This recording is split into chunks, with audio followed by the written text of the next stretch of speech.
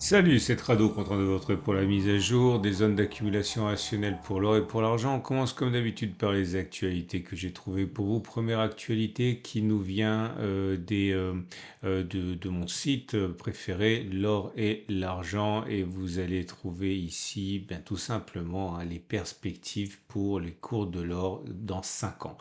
Que vont faire les métaux précieux? On commence par l'or d'ici 2030 et c'est euh, les deux spécialistes autrichiens, Stoffel et Valek qui s'y collent.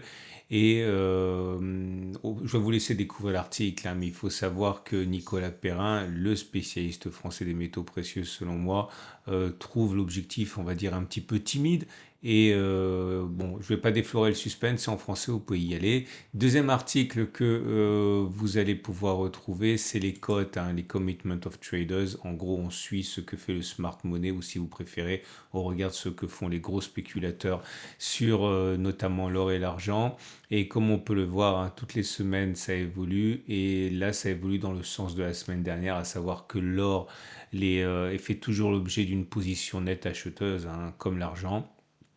C'est-à-dire que les spéculateurs voient toujours l'or et l'argent monter, ils sont positionnés en ce sens. Par contre, les positions nettes acheteuses baissent, c'est-à-dire il y a plus de contrats acheteurs que vendeurs. Il y a toujours une spéculation globalement à la hausse, mais il y a moins de paris à la hausse. Ils ont réduit leur position. Donc ça, c'est valable pour l'or et pour l'argent. Troisième article que j'ai trouvé pour vous et qui pourrait vous intéresser, c'est eh bien tout simplement, ça nous vient de Atlantic Council et on parle beaucoup de la Chine, hein, quand on parle de l'or, mais on le sait peut-être moins, c'est l'Inde qui est en train de faire la course en tête au niveau du rythme de progression de la détention d'ordre, en particulier, hein, dès qu'il y a eu l'invasion russe de l'Ukraine, on sent que les Indiens ont senti le vent tourner et ils ont notamment senti que la fameuse militarisation de l'or pouvait être dangereuse et du coup, eh bien, ont renforcé leurs avoirs en or et je dirais pas que c'est le point d'orgue, mais de manière très symbolique, ils ont décidé le mois dernier de rapatrier tout l'or qu'ils détenaient dans les coffres anglais et donc reprendre possession de cet or. Et c'est un petit peu, on va dire, le révélateur de ce qui se passe. Alors quand on interroge le président de la Banque centrale indienne, bah, il le dit clairement, hein, la stabilité de dollar n'est pas celle qu'elle était. Et à partir de là, il est légitime, hein, de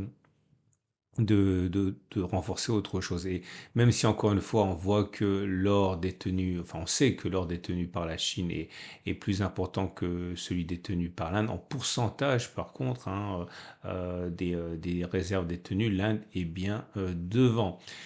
Troisième et dernier article que j'ai trouvé pour vous. Non, ça y est, je viens d'en parler. Donc maintenant, on va passer aux zones d'accumulation rationnelle. Je vous rappelle que ce format vous est apporté par mon partenaire au coffre Veracash, au coffre qui vous permet, comme 30 000 utilisateurs, d'accumuler de l'or dans des coffres à l'étranger, hors du système, pour le faire livrer chez vous. Vous avez également la possibilité d'avoir une Veracash et la Veracash, c'est en or adossé à une carte de paiement Mastercard, comme d'habitude. Ça s'utilise de manière complètement instinctive. Vous achetez de l'or et vous le dépensez avec votre carte. Si l'or augmente, eh bien, vous pouvez tout simplement dépenser. Plus vous avez des liens en dessous de la vidéo.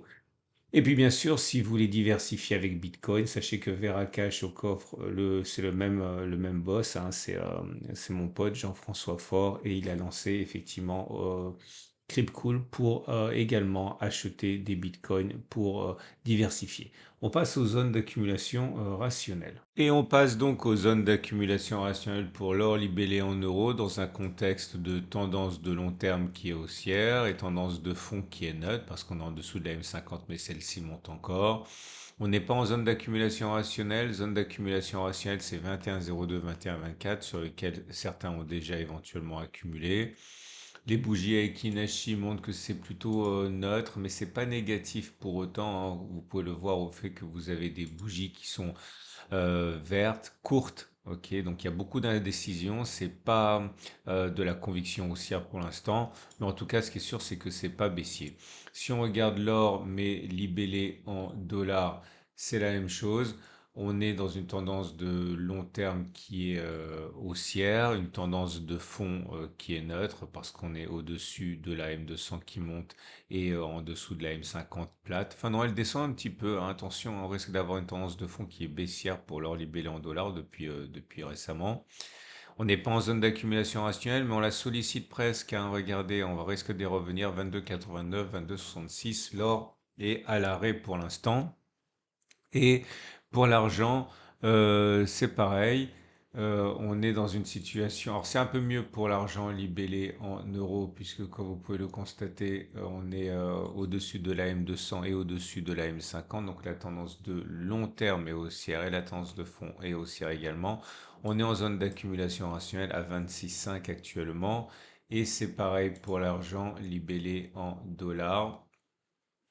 On va y arriver. On est en tendance de fond qui est haussière, en tendance de long terme qui est haussière, et on est en zone d'accumulation rationnelle à 30, 28,5. Voilà, on a fait le tour.